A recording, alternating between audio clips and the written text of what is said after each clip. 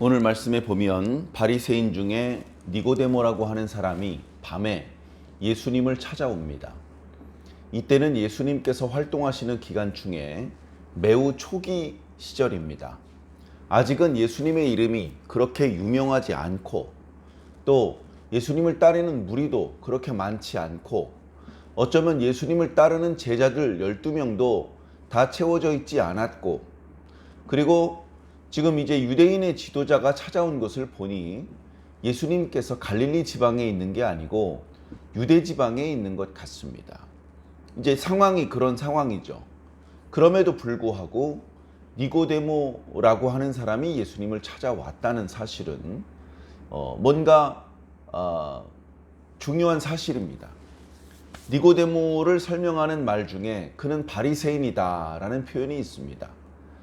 요한복음뿐 아니라 복음서에 바리새인을 긍정적으로 표현하는 말씀은 거의 없습니다. 매우 부정적인 모습으로 바리새인들이 드러납니다. 원래는 좋은 사람들인데 성경에서 너무 지나치게 부정적으로 묘사한 것 아닌가? 그렇지 않습니다. 성경의 말씀이 항상 옳습니다.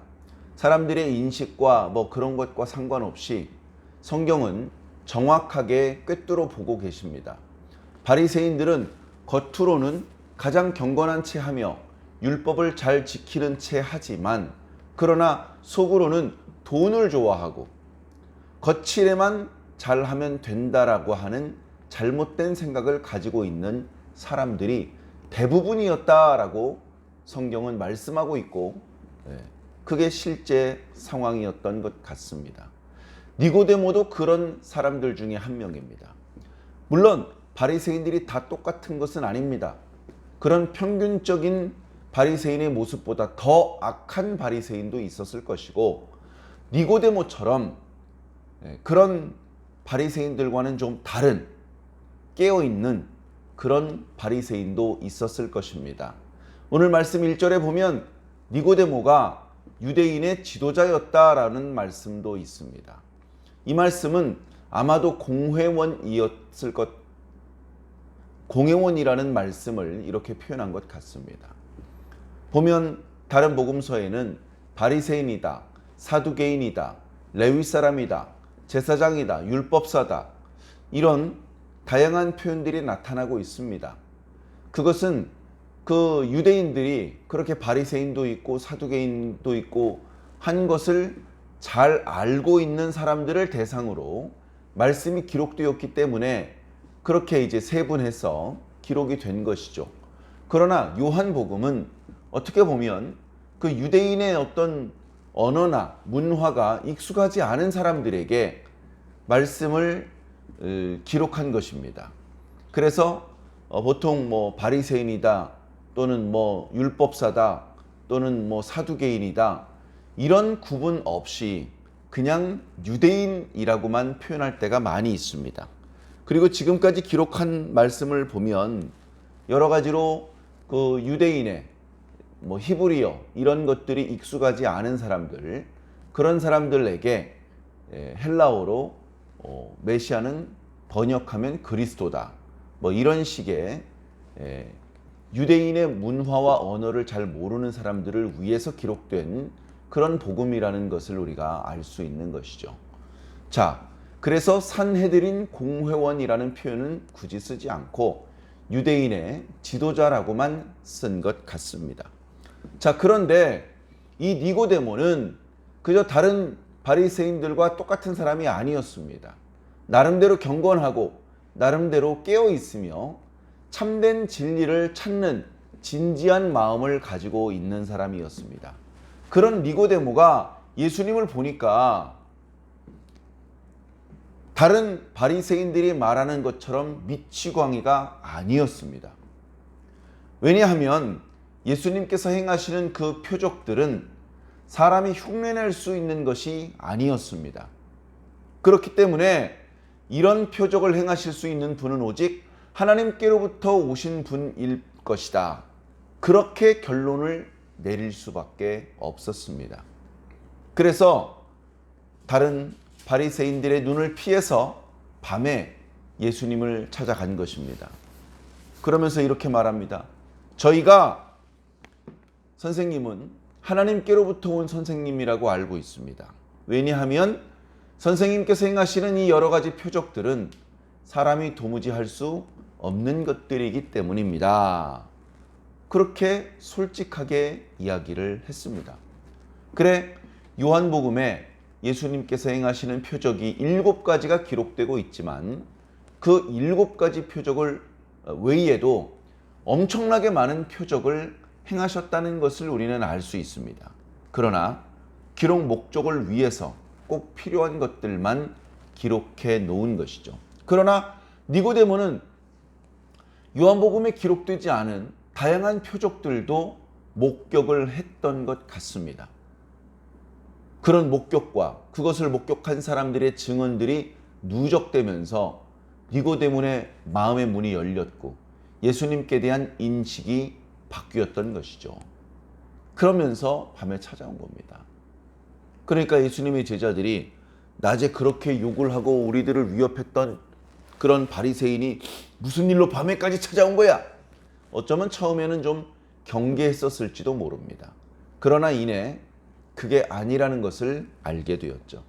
예수님께서는 니고데모가 당신 가까운 자리에 앉을 수 있도록 허락하셨고 니고데모가 편안하게 질문을 할 수 있도록 예수님께서 하시는 말씀을 잘 들을 수 있도록 배려해 주셨을 것입니다. 예수님께서 니고데모의 마음을 꿰뚫어 보시고 경계할 필요가 없겠다. 그래서 뭔가 이 밤에 찾아온 니고데모에게 한 덩어리, 은혜 덩어리 하나를 주어야 되겠다라고 생각을 하신 것 같습니다. 그래서 하신 말씀이 3절의 말씀입니다. 사람이 거듭나지 아니하면 하나님의 나라를 볼 수 없느니라. 이렇게 말씀하셨습니다. 자, 여기서 거듭난다라는 말은 다시 태어난다는 말인데 여기 다시라는 의미를 가지고 있는 헬라어가 아노센이라는 단어를 쓰고 있습니다.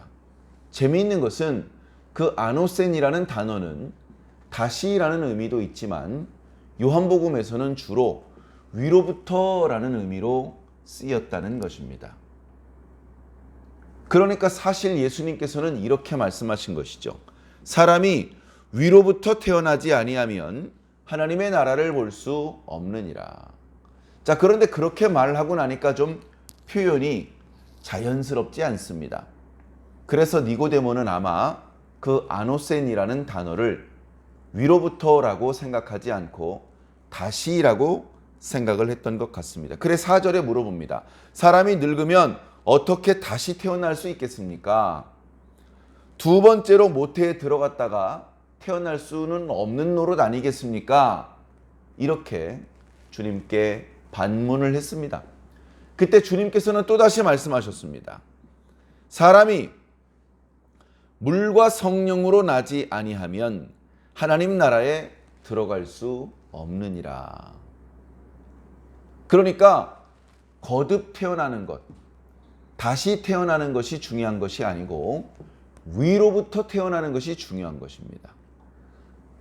위로부터 태어난다는 말의 의미를 5절에 다시 물과 성령으로 태어나는 것이라고 풀어서 말씀해 준 것입니다. 니고데모는 매우 오랜 기간 바리새인으로 활동하면서 율법을 공부했을 것이고 실천했을 것이고 심지어 백성들에게 가르치는 역할도 했을 텐데 도무지 깨달을 수가 없습니다. 다시 태어난다는 말도 이해할 수가 없는데 위로부터 태어난다는 말을 어떻게 이해할 수 있겠습니까? 주님께서는 이해할 듯 말 듯 난처해하는 니고데모의 얼굴을 보면서 계속해서 말씀을 주고 계십니다. 육으로 난 것은 육이요 성령으로 난 것은 영이니라. 자, 성령으로 난 것이 무엇인지 점점 깨닫기 어렵습니다. 7절에 이렇게 말씀하십니다.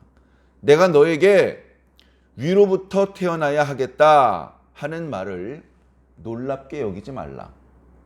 물론 지금 너는 그 의미가 이해가 잘 안 될 것이다. 그래서 놀랍게 생각할 것이다. 네 수준으로서 감당하기 어려운 말씀이라는 거 나도 안다. 그러나 이 말씀은 네가 감당해야 되는 말씀이다. 어려운 말씀이라고 피해갈 수 없는 말씀이다. 이 말씀대로 너도 위로부터 태어나야만 할 것이다. 라고 말씀을 해주시는 것입니다.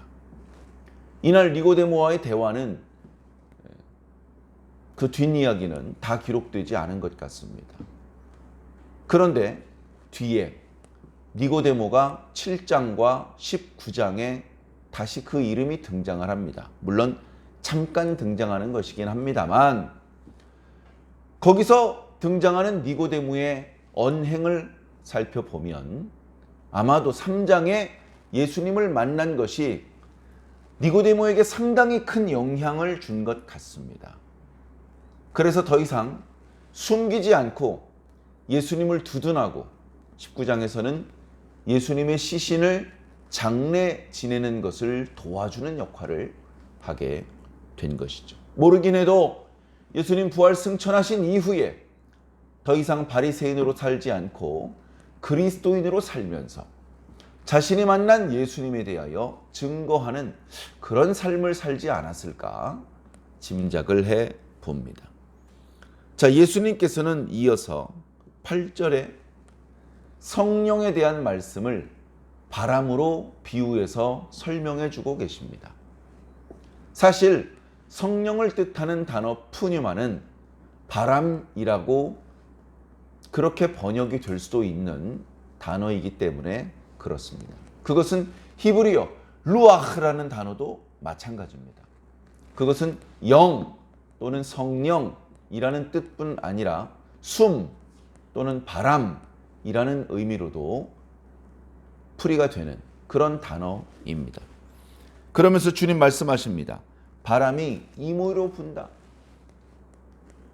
우리는 그 소리는 들을 수 있지만 그 바람이 어디서 출발해서 어느 방향으로 가는지를 알 수 없다.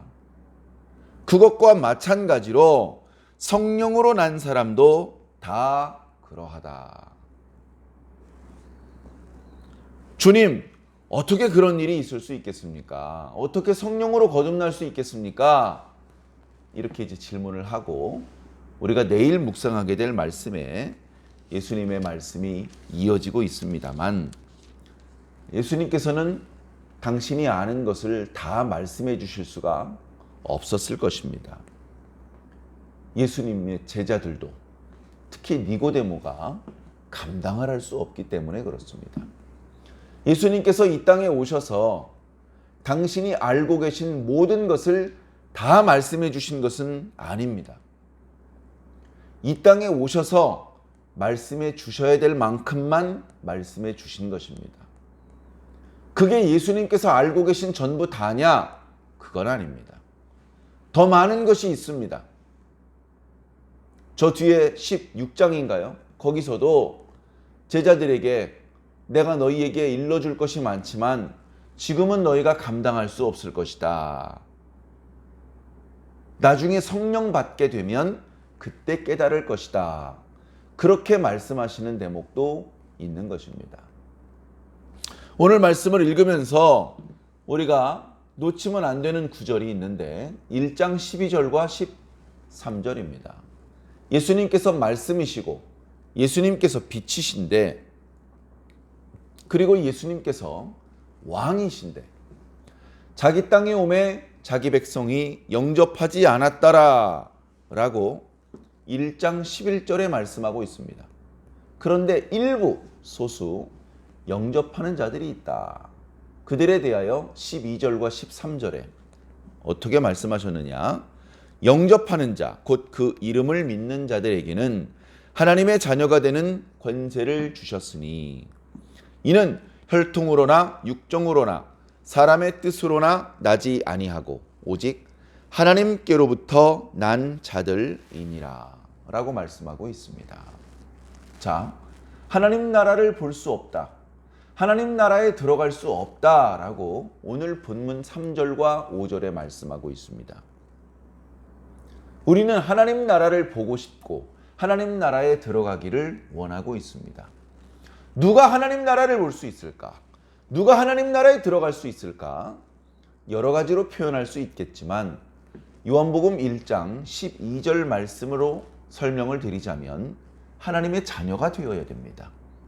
하나님의 자녀가 되면 하나님의 나라를 볼 수 있고 하나님 나라에 들어갈 수도 있습니다.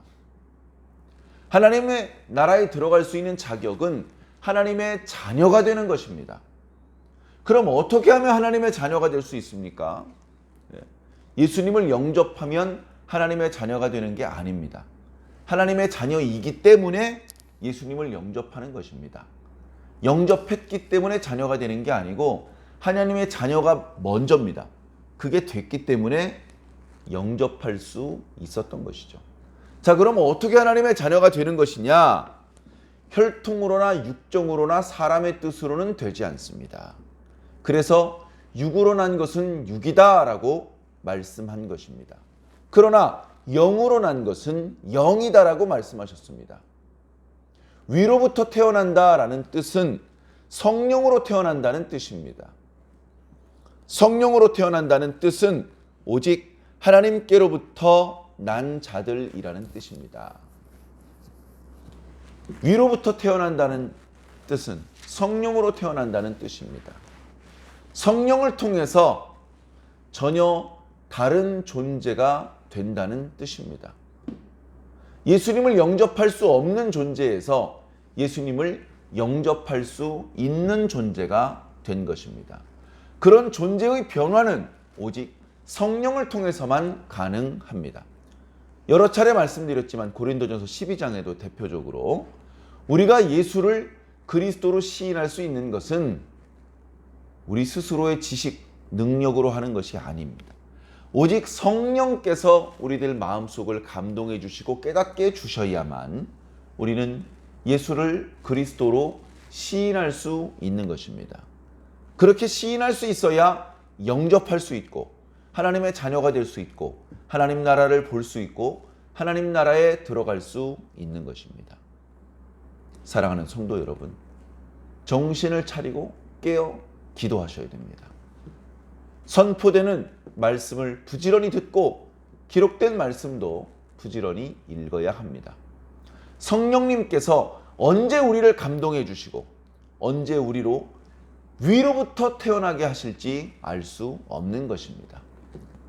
성령으로 태어날지 말지에 대한 결정 권한은 우리에게 있는 게 아닙니다. 우리는 그런 게 있는 줄도 모르고 어떻게 되는 것도 알 수 없습니다. 오직 하나님께 그 주권이 있습니다. 하나님께서 원하시는 자에게 그 은혜를 베풀어 주실 것입니다. 하나님의 보좌 앞에 어린 양의 생명책에 이름이 기록되는 것은 우리가 결정하는 것이 아닙니다.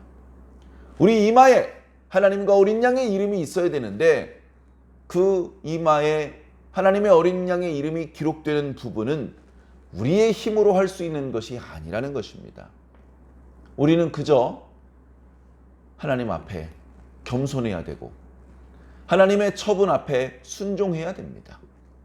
그런데 하나님께서 우리의 이름을 생명책에 기록하기로 결정을 하셨고 우리의 이마에 당신의 이름을 기록하기로 결정을 하셨다면 우리는 평생 감사해야 될 것입니다.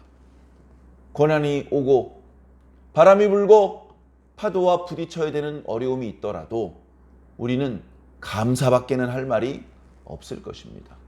사랑하는 성도 여러분, 우리가 받고 있는 하나님의 은혜, 우리가 입고 있는 하나님의 사랑은 너무나 크십니다.